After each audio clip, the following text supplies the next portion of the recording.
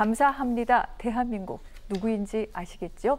아프간 현지 어린이와 우리 공군 군사 장병이 지금 악수를 하고 있는 중입니다. 어떤 내용일까요? 아프간인 378명이 조금 전 국내에 도착했다는 소식이 전해지기도 했는데 평론가님 설명을 좀 해주시죠. 예, 아프가니스탄에 있는 총 391명에 달하는 한국 협력자와 그의 가족들이 네. 우리나라의 구출 작전으로 한국에 이제 오게 된 건데 이게 왕복 2만 킬로 정도 되거든요. 이런 정도 규모로 해외에서 해외 피난민을 한국으로 구출하는 이러한 일은 우리나라가 처음 한 거거든요, 이번에. 네. 그래서 군이 이 작전을 수행하면서 작전 이름을 미라클 기적이라고 지었는데 처음 하는 작전인데 꼭 성공해야 되겠다라고. 그리고 아프간 피난민들 입장에서는 또 그들의 인생에서 기적이 펼쳐지는 거니까 네. 그러한 중의적인 의미에서 미라클이라고 제목을 달았는데 요번에 오는 아프간 그 피난민들 중에서 한 100명 정도가 5살 미만 어린이라고 하고 네. 이들이 우리나라에 도착하면 일정 기간 동안 공무원 연수시설에서 수용이 됐다가 그 기간이 끝나면 그들 스스로의 선택에 따라서 난민을 신청할 수도 있고 아니면 또 다시 또 제3국으로 네. 갈 수도 있고 아니면 또 일정 요건을 갖추면 우리나라에서 영주권이나 귀화를 신청할 수도 있습니다. 네. 자, 이번에 국내에 도착한 아프간 사람들, 우리 아프간 주재 대사관이라던가 거기에 세운 한국 병원 등등에서 일을 했던 협력자들입니다. 아시겠지만 탈레반이 장악을 하고 난 뒤 외국에 도움을 준 사람들에 대해서 굉장히 좀 압박이 심하고 처형 얘기까지 나오고 있는 중이기 때문에 구출해야 되는 게 아니냐 이런 여론이 있기도 했고요. 우리의 친구다 하면서 이번에 사실은 우리나라가 군 수송기 석 대를 보내서 아프간에 보내서 이들을 구출해 왔습니다. 391명인데 지금 도착한 인원은 378명.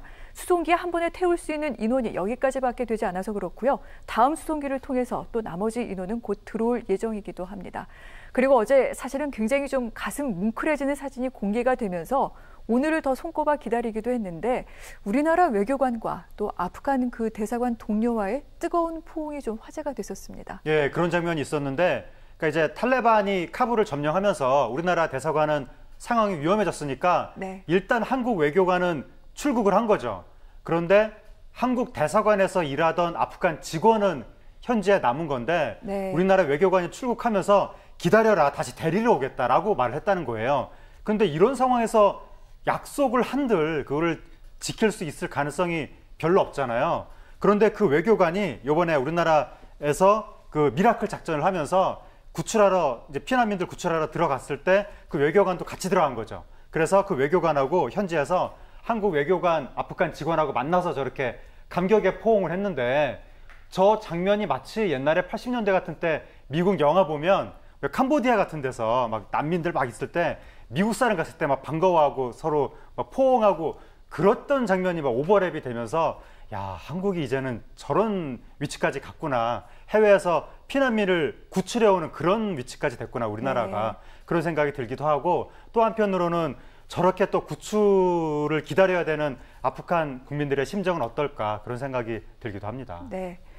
자, 8월 15일에 정말 탈레반이 굉장히 급격하게 아프간 카불까지 점령을 하면서 우리 대사관 직원들 정말 아슬아슬하게 빠져나왔는데 그 당시, 그 이전부터 사실 외교부 등등에서는 탈출 계획을 잡고 있었다고 합니다. 그러면서 이번에 실행에 옮기면서 이제 당시에 남아있던 직원과 가족들까지 모두 구출해 왔는데 그런데 또 한편에서는 이런 목소리가 나오기도 합니다.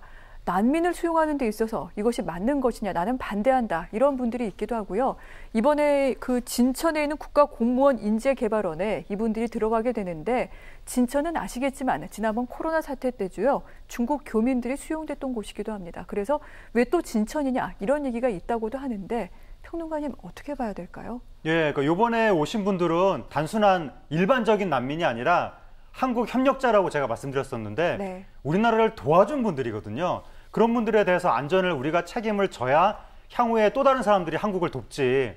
우리가 나 몰라라 하면 누가 한국을 돕겠습니까? 그러니까 이거는 일반적인 난민을 바라보는 관점으로 보면 안 되고 일종의 한국이라는 국가가 우리랑 연고가 있는 사람들을 어떻게 책임질 것인가 그거를 전 세계에 보여주는 하나의 과정이다라고 볼 수가 있는 것이고 그 다음에 이거를 진천 수용 이런 식으로 보도를 하는 것은 조금 문제가 있는데 네. 그 지역에 이분들이 가서 사는 게 아니라 거기 공무원 연수 시설이 있어서 그 시설에 잠깐 뭐 일정 기간 동안 수용이 됐다가 나중에 네. 다른 데로 가는 거거든요.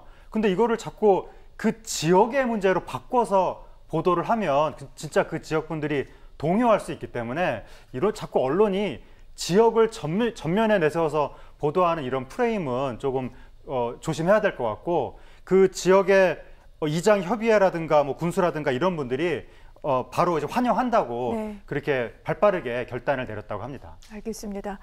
정말 저희 언론들이 계속해서 좀 자극적인 제목이라던가 기사를 내놓는 지점 좀 반성해야 될 대목인 것 같습니다. 자, 이런 가운데 사실 우리나라에도 이미 들어와 있는 아프간 사람들이 있죠. 뭐 일을 한다던가 교육을 받는다던가 이런 분들 계시고요. 한 400여 명 되는데 어제 법무부에서 이들에게도 일단 특별 체류 조치를 취하겠다라고 얘기를 했습니다. 아프간으로 돌아가지 않고 일단 한국에 머무를 수 있는 조치를 취했는데, 그런데 이분들 가족들은 다 계속해서 아프가니스탄에 있죠. 그러다 보니까 정부 협력자들만 구하는 건 공정하지 않다라고 호소를 하기도 합니다. 그 심경 저희가 모르겠습니까? 얼마나 고통스러울지 짐작이 가는데, 그만큼 지금 현지의 상황이 상당히 좀 안 좋아지고 있는 게 맞는 거죠, 평론가님? 예, 현재 상황은 일단 탈레반이라는 집단 자체가 악명 높은 집단이다 보니까 네. 지금은 약간 국제사회 눈치도 보고 그러는 것 같지만 일단 그 내부 장악이 완전히 끝나면 그들이 어떻게 행동할지 아무도 모른다. 지금 아프간 어떤 판사가 주장하기를 여성이 뭐 성노예로 전락할 것이다. 요리를 못하면 화형을 당하기도 한다. 이런 주장도 했다고 하는데, 그리고 탈레반 측에서 직장인 여성들한테 당분간 집에 머물러야 된다고 그런 얘기를 했다고 하고, 그 다음에 아프간인들이 SNS에 지금 공개를 하고 있는데 탈레반 사람들이 총격을 가한다거나 폭력, 봉쇄를 한다. 그리고 탈레반을 풍자했던 코미디언이 납치당해서 처형당했다는 이야기도 있고, 이렇게 흉흉한 이야기들이 나오고 있어서 지금 아프간 분들은 굉장히 걱정을 할 수밖에 없는데, 거기다가 또 문제가 뭐냐면 당장 9월 달에 식량이 떨어질 것으로 추정된다고 하는데 네. 진짜 무서운 게 경제 제재거든요. 서방 국가들이 경제 봉쇄를 하면 식량부터 시작해서 생필품이 이제 줄줄이 떨어지면 삶의 질이 극단적으로 저하될 수 있기 때문에 지금 아프가니스탄에 가족을 두고 오신 분들은 네. 탈레반 걱정, 경제 제재 걱정, 정말 피가 마를 것 같습니다.